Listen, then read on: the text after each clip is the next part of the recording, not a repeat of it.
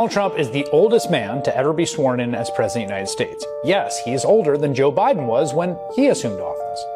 And one thing we know about the presidency is that it ages people, right? I mean, you can see in the comparisons of presidents when they took office versus when they left office. And it's more than just the passage of time. They're dealing with the stress of running the most powerful country on earth. That struggle was on full display with the last president, Joe Biden, who was at the time the oldest person ever elected. And Biden was ultimately forced to drop out of his reelection bid as a result. And then the country just turned around and elected a man who, again, broke the record for the oldest person to become president. And 9 months in, I gotta say, the guy doesn't look great.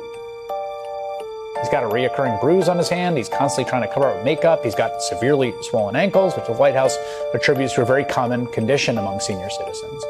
But it's more than that. Mentally, the guy seems off.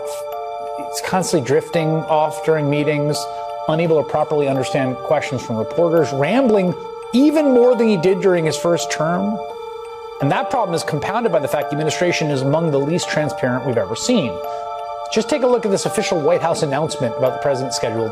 On Friday morning, President Trump will visit Walter Reed Medical Center for a planned meeting and remarks with the troops.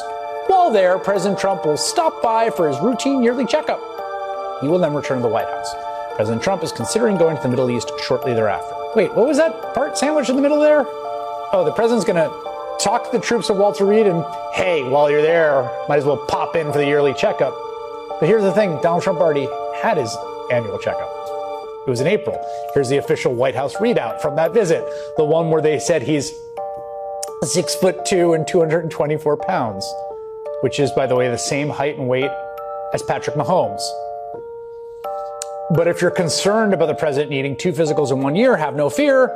Trump says he's doing just fine. I think I'm in great shape, but I'll let you know. But I have no difficulty thus far. Is there wood around here? Knock on. No difficulty. Physically, I feel very good. Mentally, I feel very good. You know, I did about 6-7 months ago. I do physicals. I like to, when I'm around, I like to check. I also did a cognitive exam, which is always very risky because if I didn't do well, you'd be the first to be blaring it. And I had a perfect score.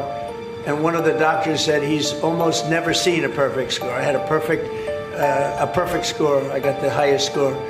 And that made me feel good.